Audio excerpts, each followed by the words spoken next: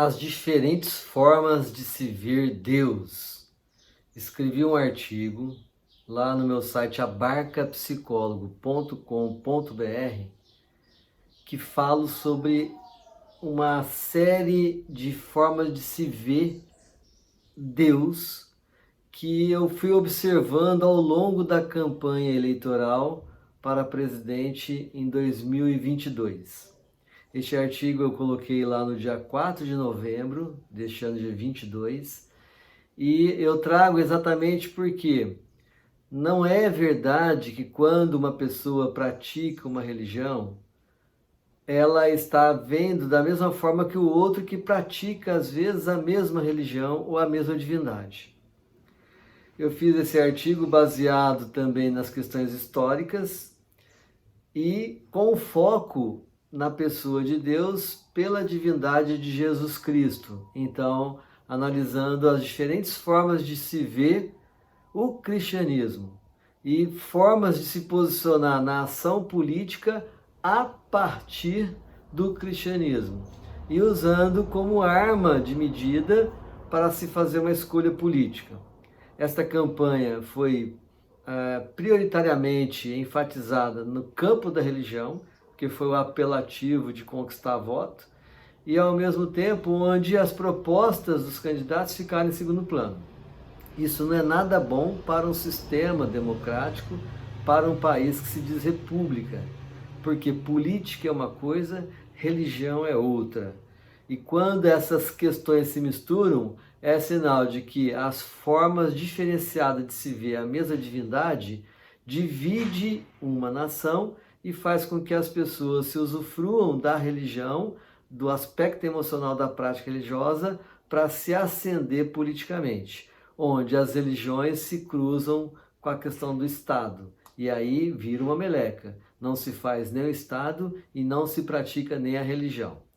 Vamos ficar atentos nesses itens que eu vou trazer de diferenciações sobre a prática religiosa a partir do cristianismo que eu fui observando dentro desse cenário da campanha eleitoral de 2022. Quando eu falo cristianismo, eu falo a partir da pessoa de Jesus Cristo, que quem trouxe essa prática do cristianismo foi a Igreja Católica Apostólica Romana a partir de Pedro, depois de Cristo.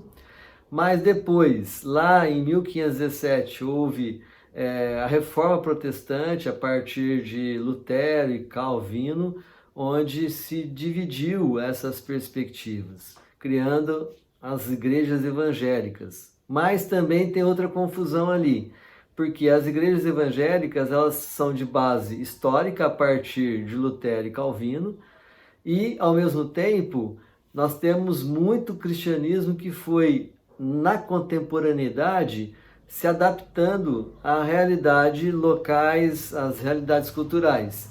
E principalmente com influência dos Estados Unidos, o pentecostalismo, voltado para a ação do Espírito Santo, e aí que começou a emergir milhares e milhares de congregações religiosas, que até então era focada a partir dos luteranos, na relação com Lutero, e da presbiteriana na relação com Calvino. E nesse sentido também a gente tem que entender que o cristianismo da Igreja Católica não é praticado da mesma forma pelos fiéis católicos. Vai depender do carisma que o católico segue, geralmente seguindo um santo, uma religiosidade de Nossa Senhora, ou várias formas de Nossa Senhora se manifestar, e também através da forma com que se interpreta as doutrinas da igreja. Cada um interpreta de um jeito e vai viver o cristianismo católico também de forma diferente. Então é um mundo vasto.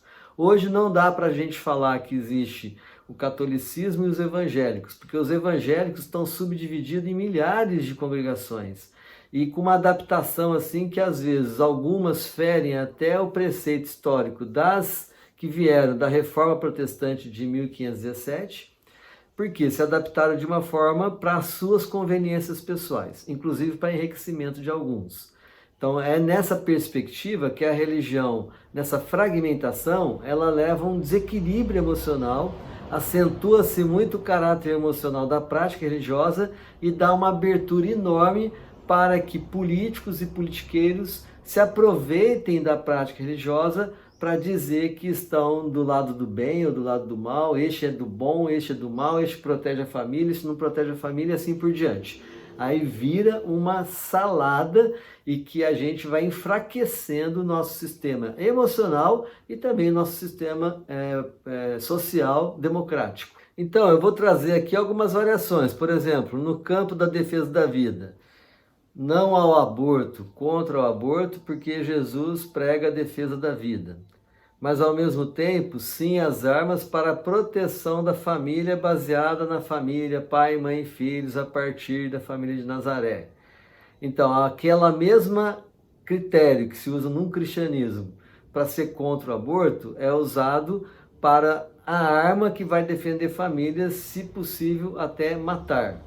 Aí a gente vê Hitler, ele usou do cristianismo para se acender no início do seu projeto, que defendia, que ele era contra o aborto, defendia a família, a propriedade privada. E ao mesmo tempo levou 7 milhões de judeus à morte e milhares de civis e soldados nessa busca de conquistar territórios e o seu poder.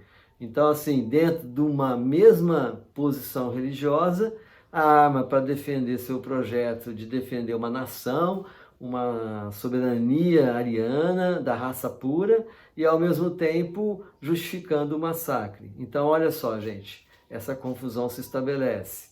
A mesma pessoa que defende contra o aborto, ela quer distribuir arma para a população, aumentando demais o índice de pessoas que vão cometendo homicídio, a arma no meio de discussões até do cotidiano que ameaça relacionamentos até familiares. Outra área que eu coloco aqui é a questão da Sagrada Família. Então, há o cristianismo que vai defender a pessoa de Jesus, Maria e José, contemplando a ideia da família nuclear, e há pessoas que vai defender dentro do cristianismo que a família em Jesus é uma família comunitária. Até porque a origem de Jesus ela é comunitária, existe o núcleo familiar, pai, mãe e filho, mas ele está relacionado com a família como um todo na comunidade.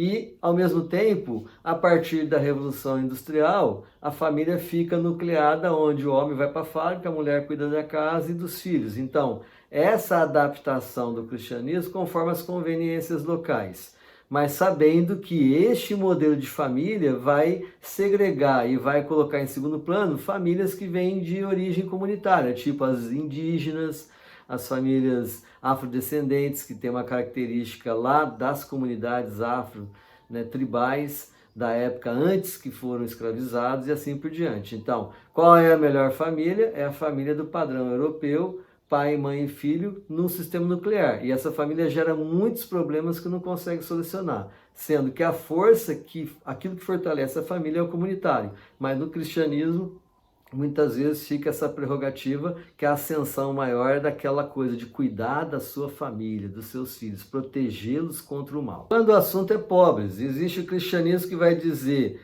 que não pode haver pobres entre as nações, que todos têm que ser solidários, têm que ser equitativos. Então, um cristianismo que preconiza um só povo, uma só raça, uma só nação, mas com a equidade social. Mas também vai dizer que derruba do trono os poderosos e eleva de mãos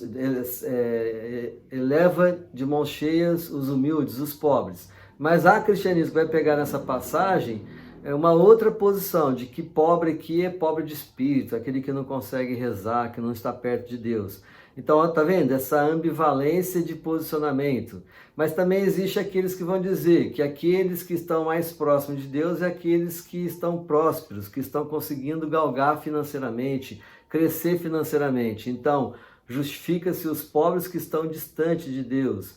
E aí vem com o argumento de que pobres sempre tereis, para justificar a exclusão social. Isso tudo em nome da religião cristã. Em nome da religião cristã também nós temos a temática da homossexualidade, né?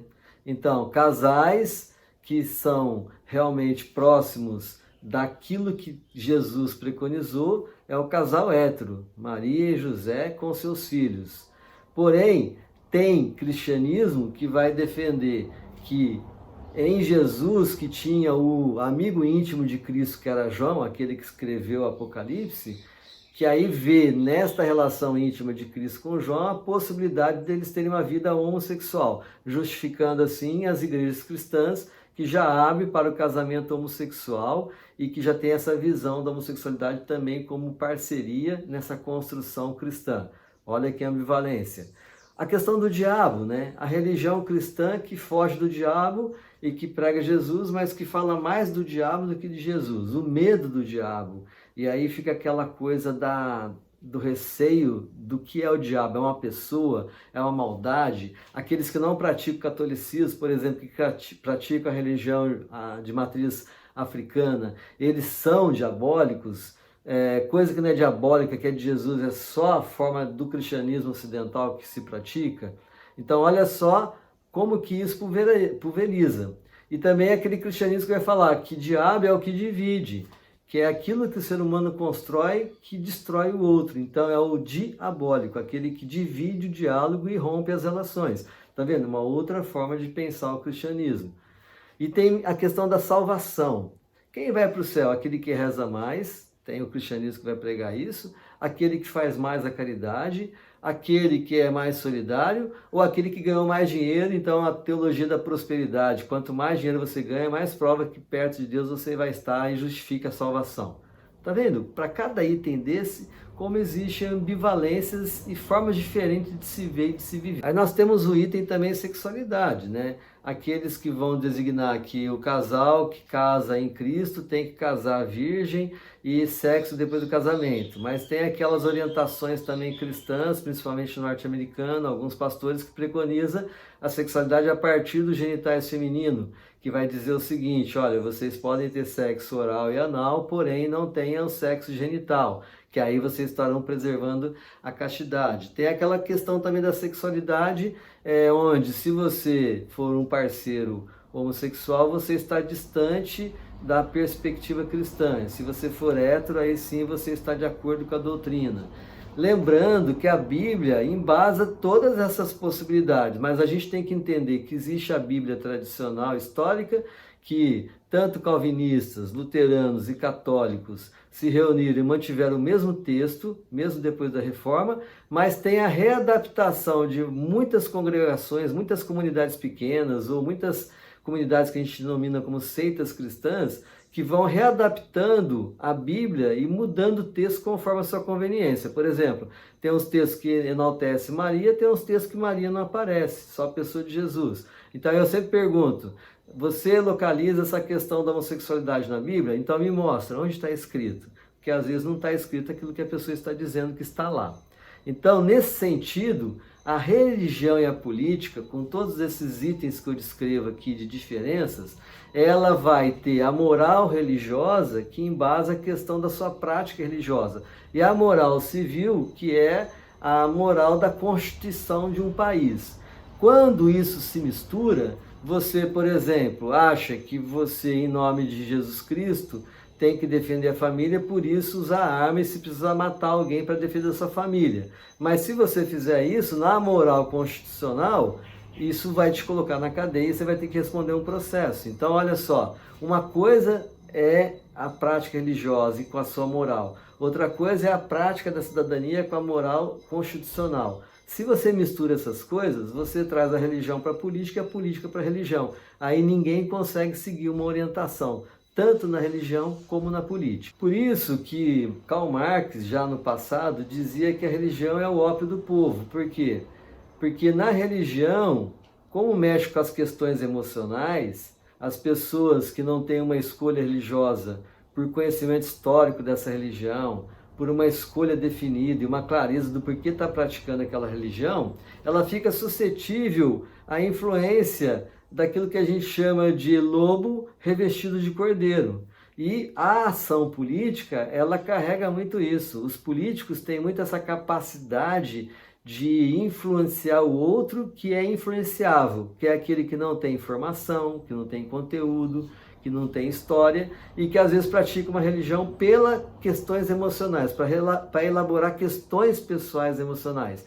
Aí entra um político que se apodera dessa condição, também tem toda a questão de jogo financeiro, que muitos líderes religiosos querem ter benefícios para as suas próprias religiões, para suas próprias comunidades, e aí fica casando a política com a religião nessa perspectiva. Então, o Marx vai falar que a religião é o ópio do povo por causa disso, porque pela religião eu posso enganar muita gente. E claramente ficou muito forte na campanha eleitoral de 2022 para presidente, que vai ser um marco na história. Essa campanha ela marca exatamente vários fatores. Aqui eu estou trazendo um elemento, que é da relação da política com a religião. Então a minha dica aqui é cuidado. Se você pratica a sua religião, pratique sabendo por que você está praticando. Saiba quem é o orientador que está te orientando, o líder espiritual que está te dirigindo. Se ele vem de uma igreja histórica, tradicional e que tenha fundamento no que está sendo dito. Ou se é uma igreja emergente, uma igreja simplesmente para fazer a sua cabeça e angariar você, para você pagar dízimo, para você poder dar benefício também para os líderes religiosos e assim por diante. E na política, de você conhecer um pouco mais de história do país, conhecer um pouco mais de política, saber as forças que regem e o que é ideologia, o que é partido, qual é o partido que você se identifica mais. Separar essas reflexões pode te trazer uma equidade emocional e menos confusões, conforme está acontecendo atualmente no Brasil. Eu trouxe esse tema para que ele é muito importante, que nós temos um país com mais de 90% da população que pratica o cristianismo. Mas qual cristianismo? São vários.